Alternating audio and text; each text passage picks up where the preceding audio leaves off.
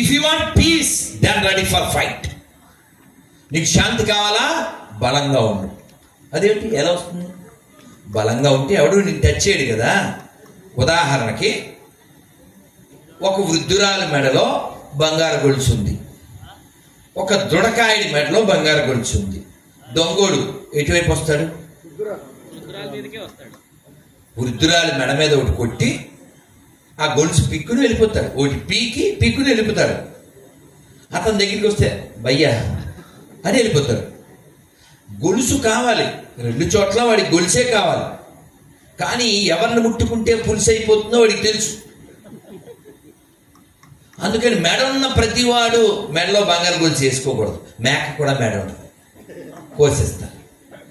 కాబట్టి అభయ హిందూ సేన ప్రారంభించడానికి కారణం ఏంటంటే ఈ పిరికి మురికి భయం కలిగిన హిందువులకి ఆ భయం తొలగించి, ఇది హిందూ దేశం, ఇక్కడ పుట్టిన వాడు ఎవరైనా హిందువే. కాకపోతే ఇక్కడ భయం చేత, భీతి చేత మతం మారిన వాళ్ళు ముస్లింలు అయ్యారు, నీతి లేని వాళ్ళంతా క్రైస్తవులు అయ్యారు. వాళ్ళు హిందువులే. కాబట్టి మిగిలిన వాళ్ళు నిఖార్సైన వాళ్ళు, అటెళ్ళిన ఏంటో తెలుసు.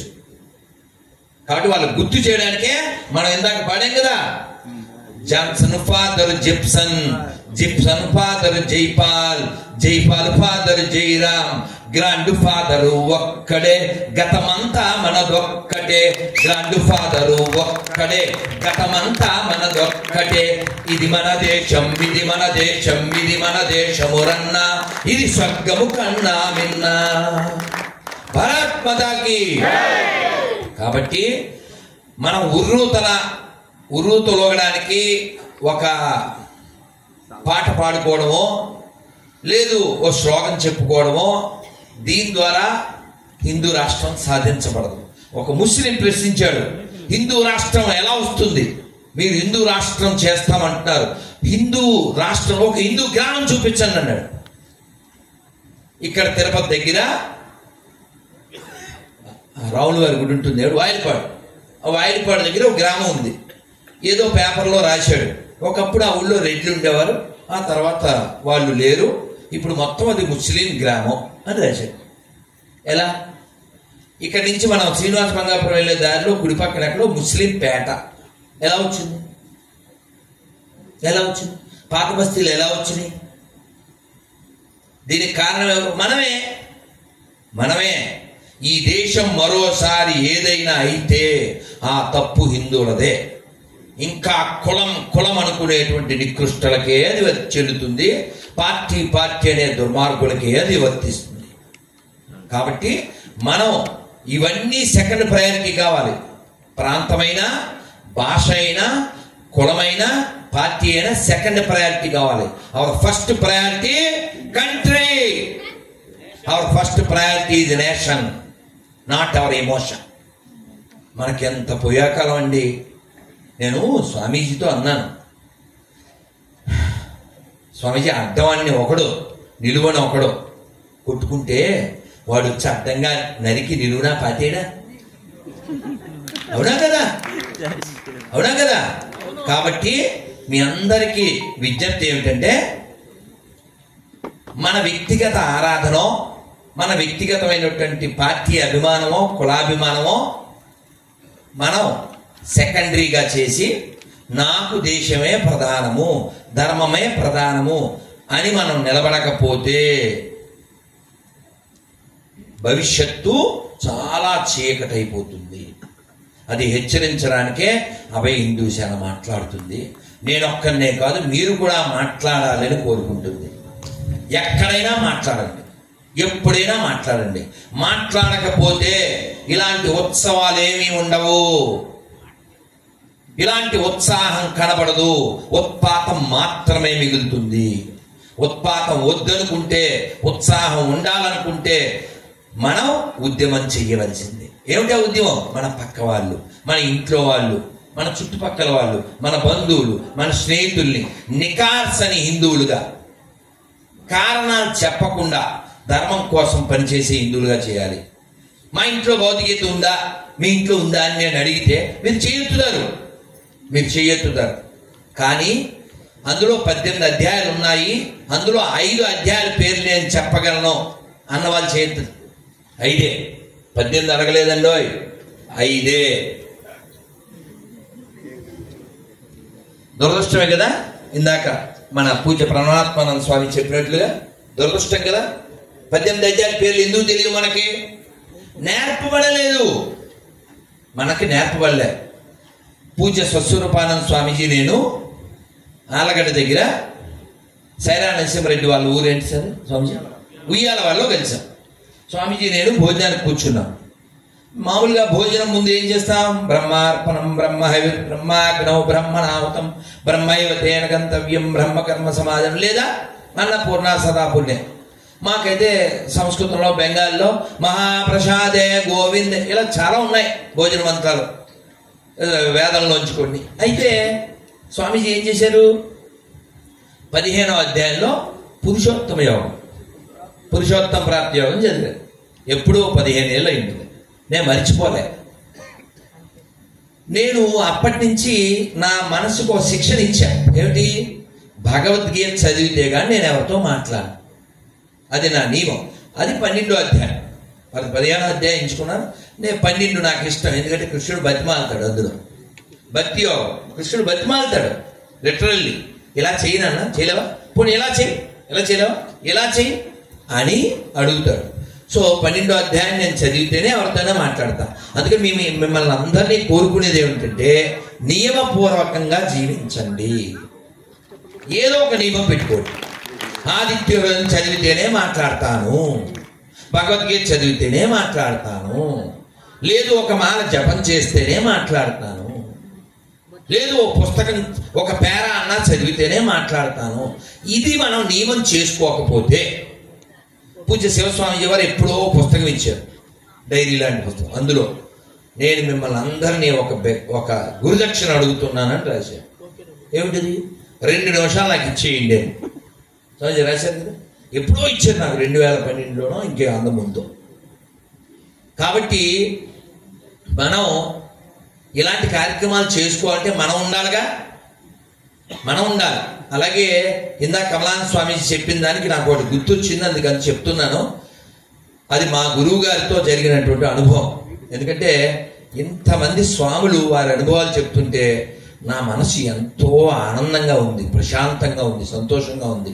అమ్మో, ఈ సంతోషంలో నాలో ఏమంటారు అతివాదం పోయి, ఎందుకంటే వాస్తవానికి నేను కూల్గా ఉందాం అనుకుంటా. అది స్వభావం, మనందరి స్వభావం ఆనందమయోభ్యాసాలు. సంతోషంగా ఆనందంగా ఉండడమే. వెంకటేశ్వర స్వామి ఉండేటువంటి ఏమని పిలుస్తారు శాంక్టోరియంని? ఆనందం. అలా ఉండడం మన హక్కు, అలా ఉండడం మన హక్కు. ఏడుస్తూ ఉండడం అసలు ఇది మన కాదు. జోష్, అర్థమైందా? జోష్. మాకు బెంగాలీలో ఓ కీర్తనలో చెప్తారు, పరమ కరుణ బహుదుయి జానో నీతాయి గౌర చంద్ర సభావతార సరసిరోమాని కేవల ఆనంద కంద, కేవల ఆనంద కంద. భగవంతుడంటే కేవల ఆనంద కంద, ముద్ద, ఆనందపు ముద్ద. కాబట్టి మనం కూడా ఆనందంగా ఉండడం మన హక్కు. అదే చెప్తుంది మన బుక్కు, అదే మనకి దిక్కు. అది మర్చిపోతే ఆగిపోతాం సిక్కు. కాబట్టి మనం ఇవేమీ తెలియట్లేదు కాబట్టి ఆనందంగా లేవు కాబట్టి ఇంకెక్కడో వెతుక్కుంటూ ఉంటాం. ఆ వెతుక్కునే క్రమంలో ఎవడో ఒకడు వచ్చి క్యాచ్ చేస్తాడు, ఎవడో ఒకడు వచ్చి ప్రీచ్ చేస్తాడు, దాన్ని ఇంకెవడో వాచ్ చేస్తాడు. కాబట్టి ఇవి జరగకూడదంటే మనం మనలా ఉండాలి, చాలా నికార్సుగా ఉండాలి. ఆ ఉండే విషయంలో మనం తీర్చిదిద్దుకోవాలి. అది శారీరకంగా మనం బాగుండాలి, మానసికంగా బాగుండాలి. ఒక్కొక్క రంగంలో మనం దిద్దుకోవాలి. ఇప్పుడు ఐకానిక్ పర్సనాలిటీ అంటారు. అబ్బా, ధర్మము అంటే ఎవరు గుర్తొచ్చారు? వంట అంటే ఎవరు గుర్తొచ్చారు? ఎందుకంటే వాళ్ళు దానికి ఒక సెట్ చేసి పెట్టారు. అలా మనం చాలా విషయాల్లో కావాలి, చాలా విషయాల్లో కావాలి. మనం అలా కావకపోవడం వలన ప్రతిదానికి వాడి దగ్గరికి వెళ్ళాల్సి వస్తుంది. ఆ తర్వాత మన పిల్లలను వాళ్ళకి అర్పించాల్సి వస్తుంది. చాలా ఏళ్ల క్రితం జరిగింది ఒకటి నేను చెప్పి నేను ముగిస్తాను. అభయ హిందూ సేన ప్రస్థానం ఎంతటితో ఆగదు నానా. తర్వాత సామవేదం షణ్ముఖ శర్మ గారిది వచ్చిందా గురుమూర్తి? వారి యొక్క అనుగ్రహం, వారి యొక్క ఆశీస్సులు కూడా అందరికీ తెలియాలి. వారు అన్నారు ఇది ప్రథమ వార్షికోత్సవం కాదు, శతవార్షికోత్సవం వరకు వెళ్ళాలి అని. కాబట్టి అటువంటి వారి ఆశీస్సులు, వారి అనుగ్రహము, వారి యొక్క వచనము నిజం కావాలంటే మనం నిలబడాలి.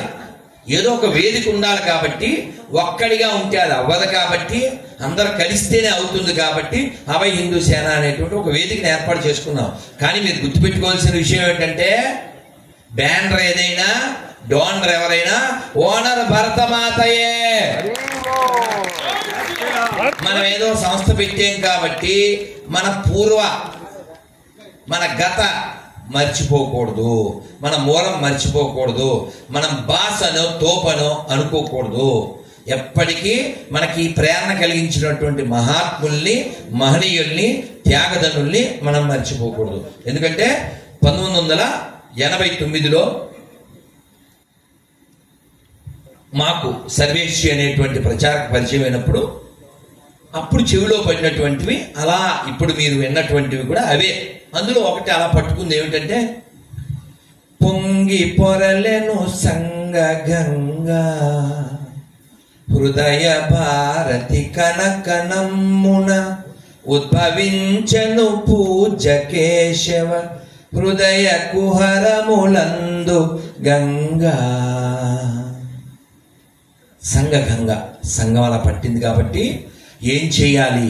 ఈ దేశానికి ఏదో చెయ్యాలి, ఈ దేహం ఇచ్చిన పరమేశ్వరునికి ఏదైనా చెయ్యాలి. ఇదొక్కటే తపన. ఆ తపనతో ఏం చేయాలని ప్రయత్నం చేస్తూ ఉంటాను.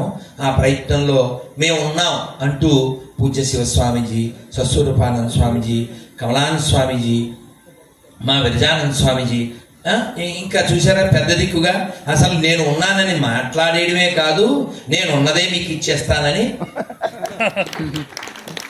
నేను అలా చాలా మంది చెప్పిన అమ్మో ఆశ్రమ మా గొద్దులే అని నేను అన్నిటికీ నో చెప్పాను. అక్కడ స్థలం కొందాం, ఆ కొండ మీద ఆశ్రమం కడదాం, ఈ ఆశ్రమం తీసుకుందాం. ఆ కృష్ణానంద స్వామి గుర్తున్నారుగా, 300 ఆశ్రమాలు ఉన్నారు ఆ చేతిలో అనేవారు. మాకు వద్దండి ఆ శ్రమలో, ఆశ్రమాల మీదే పడండి. ఎందుకంటే నేను తిరగాలంటే జంజాట ఉండకూడదు. దేవుడికి పూజ చేసి తెరేసి వచ్చాను. మళ్ళీ ఎప్పుడు వెళ్తామో తెలియదు. మళ్ళీ ఊరు వెళ్ళాం అనుకోండి, మళ్ళీ వచ్చేవరకు తెరెత్తేవారు. సో కాబట్టి నేను ఆ జంజాన్ని పెట్టుకోదలుచుకోలేదు. కానీ ఇక్కడ ఎందుకు బెండ్ అయ్యానంటే గురు ప్లీజ్, సంగీత జ్ఞానం దానికి ఆపోజిట్ దిశగా ఇంగిత జ్ఞానం. సో క్షమించాలి. ఇక్కడ ఎందుకు బెండ్ అయ్యానంటే 2 కారణాలు. ఇందాక మన లాయర్ శ్రీకృష్ణ గారు చెప్పారు కదా, ఏమిటిది? గిరిజన హరిజన బంధువులు, మత మార్పిడి దేశానికి ప్రమాదం అని ఎప్పుడో వివేకానంద స్వామి చెప్పారు. తర్వాత కాలంలో అంబేద్కర్ చెప్పారు. ఎంతమంది చెప్పినా మనం బాగా అలవాటు పడిపోయి బానిస ప్రవృత్తితో మేరీ క్రిస్మస్ చెప్పేస్తున్నాం మనమే. ఏది ఆవుడు కోసి వాడు తినేసి ఆ రక్తపు నోటితో వస్తే వాడికి మనం ఈద్ ముబారక్ చెప్పేసి బక్రీద్ శుభాకాంక్షలు చెప్పేస్తే ఎవరు రక్షిస్తారు? అందుకని మనం మారాలి. మనం మారదామా వద్దా? మారదామా? మాట్లాడదామా వద్దా? ప్రశ్నిద్దామా వద్దా? ఆలోచిద్దామా వద్దా? పరిశీలిద్దామా వద్దా?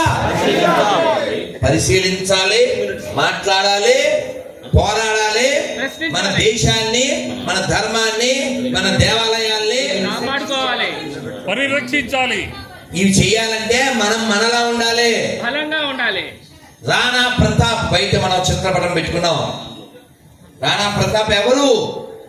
గడ్డి రొట్టెలు తిని పోరాడినవాడు. ఆయన పోరాడడం గొప్ప కాదండి. ఆయన గుర్రం కూడా ఆయన అలా పోరాడి అక్బర్ లాంటి మూర్ఖుడు పిలిచినప్పుడు ఆర్చి కడితే ఆ ఆర్చి పొట్టిగా కట్టాడు. ఈయనేమో పొడిగైన వాడు.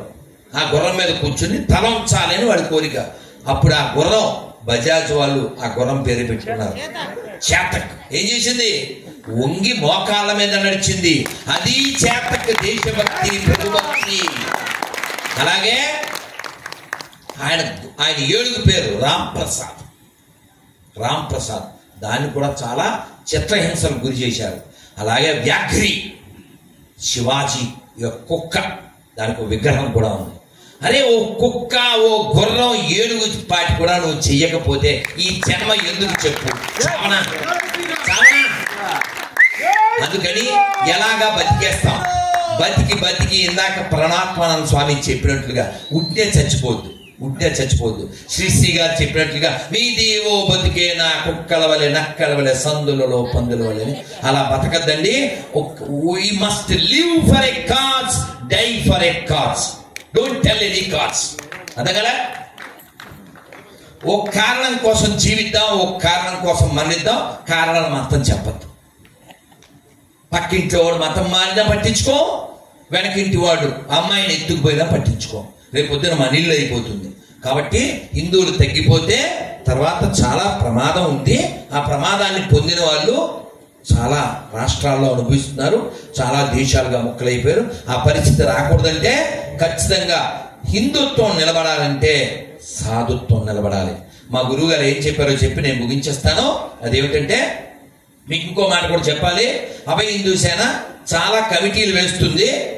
అందులో గిరిజన, హరిజన, అర్చక, మహిళ, యువక, వృద్ధ, ఇలా ఎన్నో విభాగాలు, అలాగే గర్భానికి సంబంధించినటువంటి ఎన్నో విభాగాలు ఉంటాయి. మీరు ఇతర మన హిందూ సంస్థల్లో ఉన్నప్పటికీ లేని వాళ్ళు ఎవరైనా బాధ్యత తీసుకోకపోతే భారత్ నిలబడదండి. ఇప్పుడు ఉన్నవాళ్ళు 2, 3, 4 పనిచేస్తారు. కాలం వాళ్ళని తీసుకుపోతే ఎవరు రక్షిస్తారు? కాబట్టి మనం కూడా అప్కమింగ్ లీడర్స్ గా తయారవ్వాలి. అందుకే 6 బలాలు ఉండాలని మనం దాని మీద రాశాం. ఏమిటి 6 బలాలు? శారీరక, మానసిక, ఆర్థిక, సామాజిక, ఆధ్యాత్మిక, రాజకీయ, అన్ని బలాలు ఉండాలి. ఇలాగా ఈ గుసగుసలేంటి? సినిమా సంఘ ఊహలు గుసగుసలా కాదుగా. మాట్లాడాలి. కులాన్ని తిడితే నీకు కోపం వస్తుందా? పార్టీని తిడితే నీకు కోపం వస్తుందా? కానీ దేవాలయాన్ని కూల్చితే కోపం రాదా? అమ్మవారి విగ్రహం తీసుకొని చెరువులో పాడేస్తావా? పార్టీ కుక్క. ఏ పార్టీ ఓడితే ఎవడికి? వాడెవడో ఓ పార్టీ కుక్క నేను స్టేటస్ పెడితే వాడు కృష్ణుడు ఏం చెప్పాడు భగవద్గీతలో? అద్వేష్ట సర్వభూతానం అంట. అరే వాడు ఆవుని చంపి ఆ ముక్కలు కట్ చేస్తూ మై మోడికా మాకు మారది అంటే సిగ్గులేదురా నీకు? పార్టీ కుక్క. ఇలాగే వాడి వాయిస్ పెట్టా. జై Sriram. అదవుతుందా? Don't become slaves to any party. Become slave to the dharma, slave to the country. అదవుతుందా? ఇందా చెప్పారు కదా పహల్గావ్లో ఏం జరిగిందో. నిన్ను పార్టీ అడిగి కొయ్యేవాడు. మనది కర్మభూమి, కల్మభూమి కాదు. అదైందా? This land belongs to lord Shiva. This land belongs to lord Krishna. This land belongs to lord Venkateswara. అదైందా? ఇది శంకరులు పుట్టిన నేల. శంకర మతాలకి ఇక్కడ పని లేదురా బాల. అదవుతుందా? కాబట్టి మనం ధర్మాన్ని ఆచరిస్తే నిలబడుతుంది. కేవలం జయ ద్వారాలో చప్పట్ల ద్వారా నిలబడదు. జరిగిన సంఘటన ఏమిటంటే